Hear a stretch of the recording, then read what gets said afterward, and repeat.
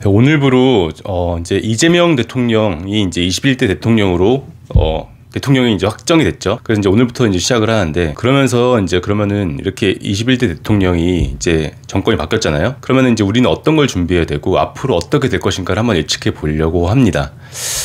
저도 정말 이게 제 일과도 너무 직관돼 있고, 그러니까 직접 연결돼 있고, 그리고 중요한 것이라서 계속 추이를 지켜보고 있었는데요. 한마디로 저는 지금 이 영상을 보시는 소상공인 어떻게 보면 사장님들에게는 되게 좋은 소식이라고 생각하고, 앞으로 더 좋은 정책을 통해서 회사, 기업, 정말 어떻게 보면 가게를 지원해주는 정책이 더 많이 나올 것이라고 생각을 합니다.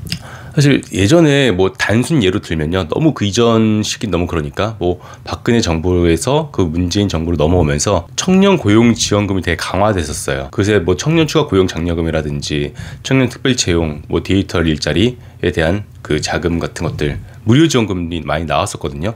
그만큼 청년의 취업을 높이기 위해서 노력하는 정책이 정말 많이 나왔었고요. 그리고 그 당시에 뭐 공교롭게도 좀 있다가 이제 코로나가 시작됐으니까, 문재인 정부 시기 때 코로나가 있었잖아요. 그때 그 코로나로 인한 그 지원도 되게 많았었습니다. 그리고 그걸로스로 인해서 그러니까 직접 자금, 소상공인 정책 자금으로 직접 대표님들한테 대출해주는 제도가 되게 많이 있어서 그 당시에 아마 받은 정책 자금이 되게 많으실 거예요. 물론 역효과로 그때 받았던 너무 무분별하게 많이 정책 자금이 융자가 되었기 때문에 지금 그걸 못 갚거나 아니면 폐업하면서 그게 국가의 부채로 남거나 하는 부분들이 분명히 생길 것이고요. 근데 뭐 한마디로 말하자면은, 저는 윤석열 정부의 그런 정책 자금에 대한, 그리고 이제 정책 제도에 대한 것을 보잖아요. 그러면요, 정말 성장하는 기업, 잘 되는 기업한테 더 혜택을 몰아주는 느낌이고, 그때 문재인 정부 때는 어떤 느낌이었냐면은 안 되고 힘든 기업들한테 다 나눠주는 느낌이 컸었습니다. 그러다 보니까 혜택을 받은 그 대상 기업도 더 많았었고요. 그러면은 이제 우리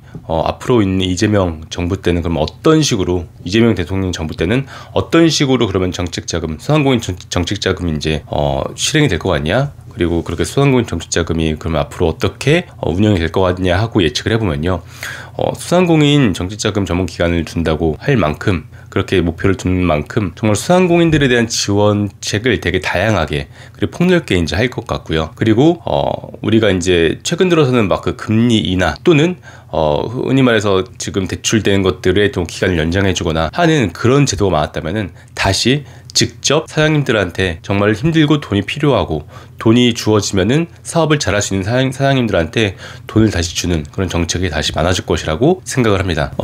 그래서 사실 문재인 정부 때, 아니 그 이후에 윤석열 정부 때는요, 흔히 말해서 우리가 간접 대출이라고 하죠. 그래서 보증서 대출에 대한 한도가 좀 더 많아졌고요. 그 대신 소상공인 정책자금이라고 해서 직접 대표님들한테 국가에서 돈을 빌려주는 자금이 좀 더 적어졌었습니다. 예산이요. 근데 다시 이제 이재명 대통령 정부 때는요, 다시 소상공인들한테 직접 대출해주는 대출이 많아질 텐데, 그 대신 원체 되게 그 정책을 되게 꼼꼼하고 정밀하게 하는 것으로 유명하잖아요, 이재명 대통령이요.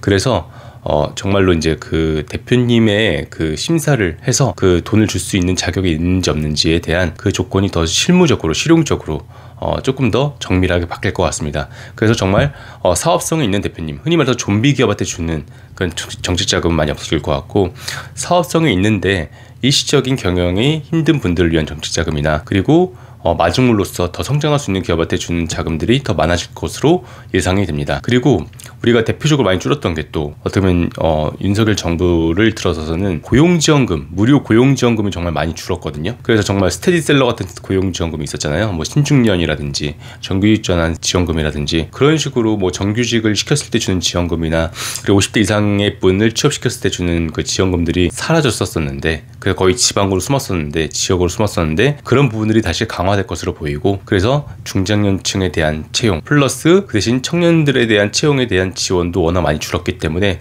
이 새로의 정부에 들어서는 그 내용도 다시 더 확충할 것으로 보입니다.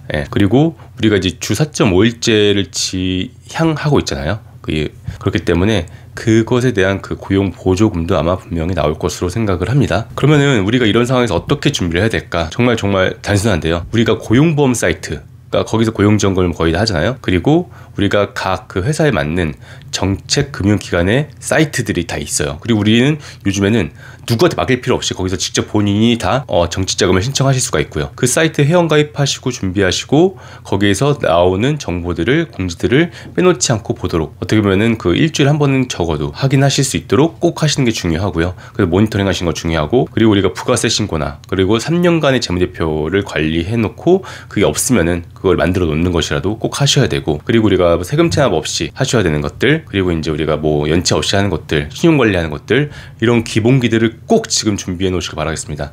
앞으로 이제 기회가 오는데 우리가 그런 것이 걸려서 정치자금 못 받으면 너무나 안타깝잖아요. 아쉽고, 예, 그런 부분들도 준비하셔야 되겠고, 그리고 우리가 이제 그 결국 정치자금은요, 정보, 이력, 서류, 이 세 가지를 잘 준비해 놓으면 되거든요. 그래서 정말 그 기업이 어떻게 보면 좋은 일을 하고 있다는, 그러니까 한마디로 좋은 수익 구조를 가지고 있다는 그 정보를 주시는 거, 그 다음에 좋게 그 기술력이라든지, 그 다음에 이제 경영 능력이라든지를 갖고 있다는 그런 인증 같은 것들을 잘 준비해 놓으셔가지고, 그리고 그것들을 명문화 시켜 놓으셔가지고 앞으로 있을 그런 혜택들을 우리 회사가 가져가는데 불이익이 없도록 잘 정리해 놓으시길 바라겠습니다. 네, 오늘은 이제 이렇게 저는 어떻게 보면 새 정부가 들어서면서 결국 소상공인 대표님들한테, 사장님들한테 혜택이 더 많아질 것이라고 생각을 하고, 근데 우리가 그 시기를 놓치지 않기 위해서 뭘 준비해야 되는지를 간단히 알려드렸습니다. 다 희망을 가지시고 다시 이렇게 새 정부 들어서 이 사업에 대한 준비를 잘 해놓으셔서 혜택을 빠지지 않도록 받으시길 바라겠습니다.